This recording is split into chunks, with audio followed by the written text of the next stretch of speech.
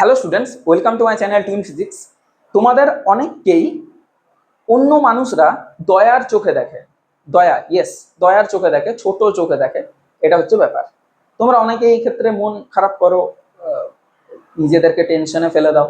কিন্তু আমি তোমাদের একটা কথা বলি, দেখো, একজন পার্সন তোমার হয় বন্ধু হবে, বন্ধু না হলে বন্ধুর বিপরীত হয় শত্রু, সে তোমার শত্রু হয়ে যাবে। কিন্তু যদি একজন মানুষ তোমাকে দয়ার চোখে দেখে, সেই দয়ার কিন্তু কোনো নেগেটিভ ওয়ার্ড হয় না। দয়া নিজে একটা নেগেটিভ ওয়ার্ড। তাহলে কেউ যদি তোমাকে দয়ার চোখে দেখছে, সেটার মধ্যে একটা কিন্তু পজিটিভ ব্যাপার আছে। কি বলতো, সে তোমাকে আর যাই হোক শত্রুর চোখে দেখবে না, সে তোমাকে অলওয়েজ কিন্তু দয়ার চোখে দেখবে। দয়ার চোখে দেখা মানে কাউকে ছোট করাও নয়, কিন্তু এটা একটা ভালো বিষয়। কিন্তু তোমাকে সে দয়ার চোখে দেখছে, তোমাকে সে পারবে না মনে করছে, অসামর্থ্য মনে করছে, এবং সেই অসামর্থ্য মনে করতে করতে তুমি কিন্তু একদিন একটা বড় কাজ করে ফেললে। তাহলে কেউ যদি জীবনে তোমাকে দয়ার চোখে দেখে এবং সেই ক্ষেত্রে তোমার ওর সাথে কোনো শত্রুতা ক্রিয়েট হলো না, এটাও তো একদিক দিয়ে পজিটিভ পয়েন্ট।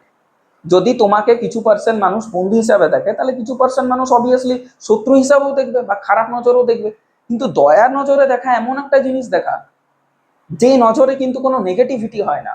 ও তোমাকে ক্ষতি করবে না, কারণ ও জানে যে তুমি হচ্ছে ছোট। তাহলে তুমি যদি হচ্ছে ছোট হও, অসুবিধা নেই, তাতে তোমার তো কোনো ক্ষতি হলো না।